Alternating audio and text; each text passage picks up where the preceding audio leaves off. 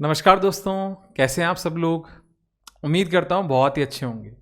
दोस्तों, जैसा कि आप सभी लोगों को पता है, हम लोग आप लोगों के लिए एक स्पेशल सीरीज़ लेके आए हैं क्वेश्चंस की, जिसमें हम आपको वो सभी क्वेश्चंस करवाने वाले हैं जिनको एग्ज़ाम में जब आप करने जाते हो तो आपको 2-2, 3-3, 4-4 मिनट तक लग जाते हैं। अब किसी भी क्वेश्चन को एग्ज़ाम में 2 मिनट देना या 4 मिनट देना तो बेवकूफ़ी होगी।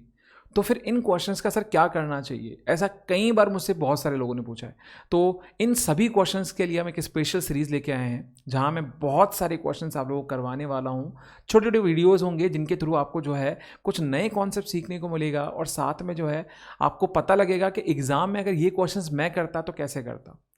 मैं अपने सिलेक्शंस के बेसिस पे, जो कि मैं बताना चाहूँगा आप लोगों को, मैंने एसएससी और बैंक के कुल मिला के जो है 13 एग्ज़ाम जो हैं क्रैक किए हैं, जिनमें एसबीआई पीओ भी रहा हुआ है, एसएससी के थ्रू सीजीएल में प्रिवेंटिव ऑफिसर इन कस्टम्स, और सीएसएस वाली पोस्ट होती है जो एक्साइज इंस्पेक्टर की जो पोस्ट होती है वो, ऑडिटर, और भी बहुत सारी पोस्ट है जो मैंने एसएससी के थ्रू क्रैक की है। तो अपने एक्सपीरियंस के बेसिस पे मैं आपको ये बताना चाहता हूँ कि इस तरह के क्वेश्चन जब एग्ज़ाम में देखने को मिलते हैं तो आप इनको कैसे कम से कम टाइम में जो है अटेम्प्ट कर सकते हैं, और साथ में वो भी विद एक्यूरेसी।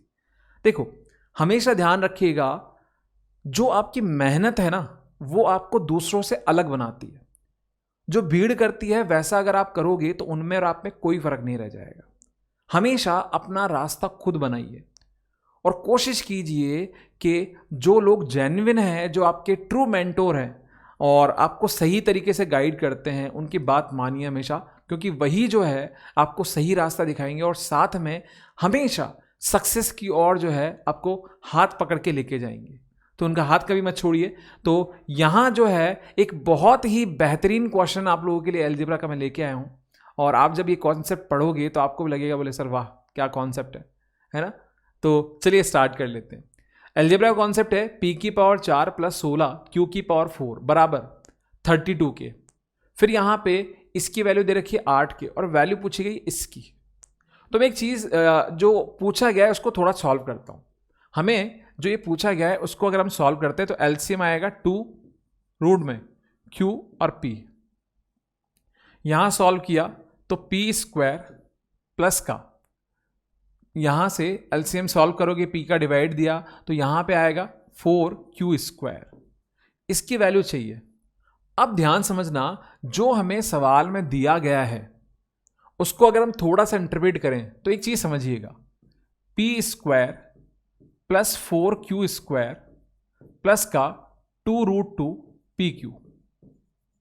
अगर मैं इसको इसी के तरह p square plus 4q square minus 2 root 2 pq इससे गुणा करूं तो ध्यान दीजिएगा, मेरा जो आंसर आएगा a प्लस बी और a माइनस बी।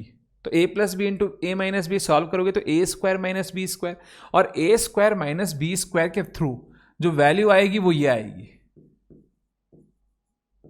ठीक है, और ये वैल्यू जो है आपको पता है, ये दे रखी है।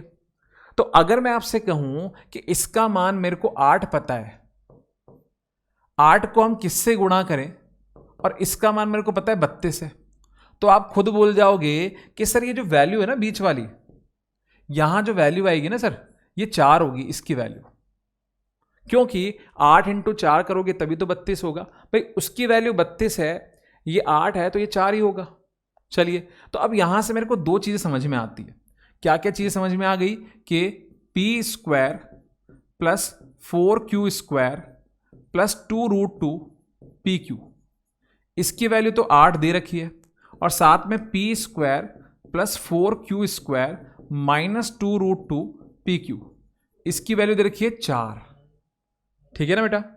अब अगर मैं जो है इनको सॉल्व करूं, एक बार मैं जोड़ लूं, एक बार मैं घटा लूं। एक बार तो मेरे को क्या करना है, इन दोनों को जोड़ना है। जोड़ने पर ये तो कट जाएगा, ये चीजें 2 बार आएगी। ठीक है, तो अगर मैं इक्वेशन 1 और इक्वेशन 2 को जोड़ लेता हूं तो जोड़ने पर 1 और 2 को जोड़ने पर मेरे पास p square plus 4q square की वैल्यू आ जाएगी। क्या आएगी, इन दोनों को जोड़ो, 8 4 12 बटा 2, कितना है बेटा 6। और अगर मैं इक्वेशन 1 और 2 को घटाता हूं, इक्वेशन 1 और 2 को घटाता हूं तो घटाने पर यहां माइनस, यहां माइनस, यहां क्या हो गया प्लस, इस तरह चलेगा। तो ये कट जाएगा, ये बचेगा।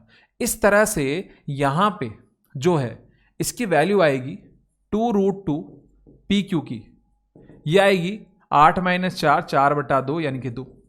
यहां से काटा तो ये कितना आया 1, तो √2 PQ बराबर आ गया 1 के।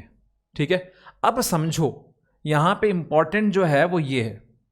यहां पे इंपॉर्टेंट क्या है, एक तो हमारे पास इसकी वैल्यू आ गई है, एक हमारे पास इसकी वैल्यू आ गई है। अगर मैं ये दोनों वैल्यूज जो है इस क्वेश्चन के इस पार्ट में रख दूं तो मेरा क्वेश्चन सॉल्व हो चुका है। ये कितना है बेटा 6 और नीचे कितना है 1, तो हमारा आंसर कितना आएगा 6। लो भाई, इतना सा क्वेश्चन है।